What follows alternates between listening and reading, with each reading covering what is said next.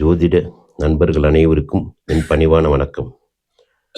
இப்போ நம்ம ஒருவருக்கு வீடு எப்போது அமையும்னு நம்ம பிறப்பு ஜாதகத்தை வைத்து ஈஸியாக கணிக்கலாம். எந்த ஒரு லக்னத்திற்கும் எந்த லக்னத்தில் பிறந்திருந்தாலும் இதுதான் ராசி கட்டம். காலப்புருஷனுடைய ராசி கட்டம் இதுதான்.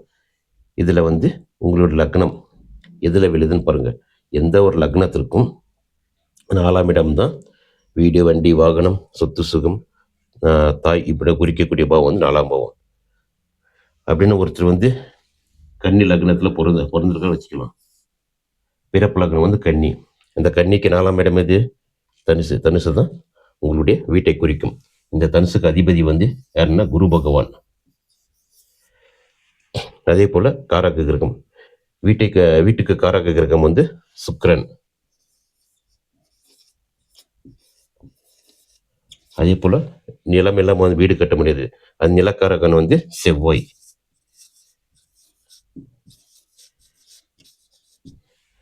நிலக்காரகன் செவ்வாய். இப்போ குரு பிறப்பு லக்னத்தில் மேசத்தில் இருக்க வச்சுக்கலாம். அதே போல் சுக்கிரன் பிறப்பு லக்னத்தில் லக்னத்திலே இருக்கலாம் வச்சுக்கலாம். சுக்கிரன். அதே போல் செவ்வாய் பிறப்பு லக்னத்தில் இங்கே இருக்குன்னு வச்சுக்கலாம். செவ்வாய் உங்களுடைய பிறப்பு லக்னத்தில் எப்படி இருக்கும் பொழுது இந்த சுக்கிரன், குரு, செவ்வாய் இந்த 3 பேரும் லக்னத்திற்கு எந்த ஒரு லக்னத்திற்கும் 8-12 போய் மறையக்கூடாது. அதே போல் குரு, சுக்கிரன், செவ்வாய் பாவகிரகம் என்று சொல்லக்கூடிய ராகுவுடனோ கேதுவுடனோ இந்த சனி பகவானுடனோ நெருங்கி இருக்கக்கூடாது. நெருங்கி இருந்தாலும் வீடு அமைகிறதுல சிக்கல். அதே போல் சூரியன் கூடயும் நெருங்கி அஸ்தமனமாகக்கூடாது. இப்படி இல்லாத பட்சத்தில் வீடு என்பது அவங்களுக்கு கூடிய விரைவிலேயே அமையும். இப்போ அதே போல் இந்த 4ஆம் அதிபதியுடன் இந்த காரகிரகம் சுக்கிரன் இந்த 4ஆம் அதிபதியின் சாரத்தில் சுக்கிரன் அல்லது சுக்கிரன் சாரத்தில் 4ஆம் அதிபதியோ அமர்ந்திருக்கணும். இல்லைன்னா சுக்கிரனும் குருவும் 4ஆம் அதிபதியுடன் குரு எங்கேயாவது சேர்ந்துருக்கணும் ராசி கட்டத்தில். அப்படி இல்லைன்னா இந்த 4ஆம் அதிபதியுடன் சுக்கிரன் ஒருவர் பார்த்து கொள்ளணும். இப்போ பார்த்தீங்கன்னா குரு பிறப்பு ஜாதகத்தில் மீனத்தில் இருக்காரு. அதே குரு 7ஆம் பறவையாக சுக்கிரனை பார்க்குறாரு. அதே போல் சுக்கிரன் குருவை பார்க்குறாரு. இப்போ பார்வை வந்துடுச்சு. அதே போல் இந்த குரு பகவான் நிலக்காரகனாகிய செவ்வாயும் 9ஆம் பறவையாக பார்க்குறாரு. குருவுக்கு பொதுவாக 3 பறவை இருக்குது. 5, 7, 9. 5, 7, 9 இந்த 3 பறவை இருக்குது. இந்த 3 பறவையிலேருந்து 9ஆம் பறவையாக செவ்வாயை பார்க்குறாரு. இப்படி பார்க்கும் பொழுது இந்த இப்போ பிறப்பலங்கத்தில் இந்த கிரகங்கள் தொடர்பில் வந்துடுச்சு. இருக்கும் பொழுது இது சுபத்துவமாக இருக்கா? இந்த 3 கிரகங்களை ரொம்ப வலிமையாக இருக்குன்னு பார்க்கணும். குரு மீனத்தில் ஆட்சியாக இருக்காரு, இது வலிமையாக இருக்குது. அதே போல் செவ்வாய் விருச்சிகத்தில் ஆட்சி, இதுவும் வலிமையாக இருக்குது. சுக்கிரன் எங்கே இருக்காருன்னா கன்னியில் இருக்காரு. புதன் சுக்கிரனுக்கு நட்பு கிரகம், நட்பு வீடு. அதனால நட்பு வீட்டில் இருக்குன்னா இது பலமாக இருக்குது எடுத்துக்கலாம். பட் என்னன்னா நீசமாக இருக்குது. இந்த கன்னியில் சுக்கிரன் நீசமாக இருந்தாலும் குருவின் பார்வை பெற்றதுனால இவரும் பலமாயிட்டார், நல்ல பலமாக இருப்பார். இப்படி இருக்கும் பொழுது இந்த சுக்கிரன் இப்படி இருக்கும் பொழுது சுக்கிரன்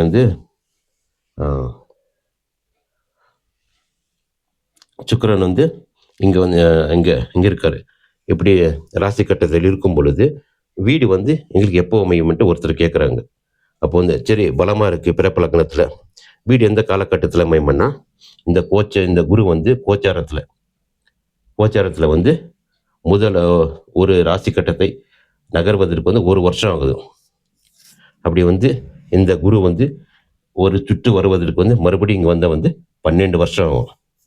அதே போல் 2வது சுற்று வரும்போது 24 வருஷம். 2 சுற்று. ஏன்னா வந்து ஃபர்ஸ்ட் சுற்றுல வந்து குழந்தை பருவம், 2ஆம் சுற்றுல வந்து நம்ம படிப்பு, வேலை இதை தேடிட்டு இருப்போம். 3ஆவது சுற்றுல வீடு, வண்டி, வாகனம் இது வாங்குறதுக்கு வந்து ஒரு காலம். அதனால வந்து 3ஆம் சுற்று வரும்போது இந்த குரு பகவான், இந்த கோச்சார பகவான் 3ஆம் சுற்று வரும்போது குருவை, ஏன்னா 4ஆம் அதிபதியாகவே குரு வர்றதுனால குரு வந்து குரு மீது கோச்சாரத்தில் செல்லும் காலத்திலோ, அல்லது குரு வந்து இந்த சுக்கிரன் மீது கோச்சாரத்தில் செல்லும் காலத்திலோ, அல்லது இந்த குரு செவ்வாயின் மேல் கோச்சாரத்தில் செல்லும் காலத்திலோ உங்களுக்கு வந்து வீடு அமைவதற்கு வாய்ப்புள்ளது. இப்போ வந்து இந்த குரு பகவான் வந்து கோச்சாரத்தில் குரு மேலே போயிட்டு இருக்காருன்னு வச்சுக்கோங்க. கோச்சாரத்தில் இங்கே போகிறதோ, இல்லை இந்த சுக்கிரன் மேலே குரு போகிறதோ கோச்சாரத்தில், இல்லை செவ்வாய் மேலே குரு செல்லும் காலத்தில் உங்களுக்கு வந்து வீடு அமையும். இந்த குரு வந்து கோச்சாரத்தில் போகும்போது வீடு அமையும். எப்படின்னா இந்த ஒரு 50% இதை எடுத்துக்கலாம். செல்லும்போது வீடு அமையறதுக்கு சான்சஸ் வந்து 50% எடுத்துக்கலாம். ஏன் 100% அமையாதுன்னா அமையும். இந்த குரு பகவான் வந்து கோச்சாரத்தில் குரு மேலே போகும்போது இந்த குருவுடைய தசையோ, அல்லது செவ்வாய் தசையோ, இல்லை சுக்கிர தசையோ நடக்கும்பொழுது 100% வந்து அவர் வீடு கட்டுவார்னு எடுத்துக்கலாம். எப்படின்னா இந்த குரு வந்து கோச்சாரத்தில் குரு மேலே போகும்போது குரு தசையாக நடக்கணும், இல்லை சுக்கிர தசையாக நடக்கணும், இல்லை செவ்வாய் தசையாக நடக்கணும். இல்லை அப்படின்னா இந்த குரு வந்து கோச்சாரத்தில் சுக்கிரன் மேலே போகும்போது சுக்கிர தசையோ, செவ்வாய் தசை, குரு தசை, இந்த 3 தசை வரும்போது அந்த தசை காலத்தில் வந்து இப்போ வந்து குரு தசை நடந்துட்டு இருக்க ஒருத்தருக்குன்னா குரு தசை சுக்கிர புத்தியில் வீடு கட்டுவார். இல்லை அப்படின்னா குரு தசை குரு புத்தியில் வீடு கட்டுவார். இல்லை அப்படின்னா குரு தசை செவ்வாய் புத்தியில் வீடு அமையும். இப்படி வந்து இந்த 3 புத்திகள் வரும்பொழுது அதாவது இப்போ வந்து சுக்கிரதசை நடக்குதுன்னா சுக்கிரதசை குரு புத்தி, சுக்கிரதசை செவ்வாய் புத்தி, இந்த 3 புத்தி நடக்கும் பொழுதும் வீடு அமையும். அதே போல் இந்த சுக்கிரதசையும் வரல, செவ்வாய் தசை வந்துச்சுன்னா இந்த செவ்வாய் தசை குரு புத்தியில், செவ்வாய் தசை செவ்வாய் புத்தி, செவ்வாய் தசை சுக்கிர புத்தி, இந்த புத்தியிலும் வீடு அமையறதுக்கு சான்சஸ் இருக்கு.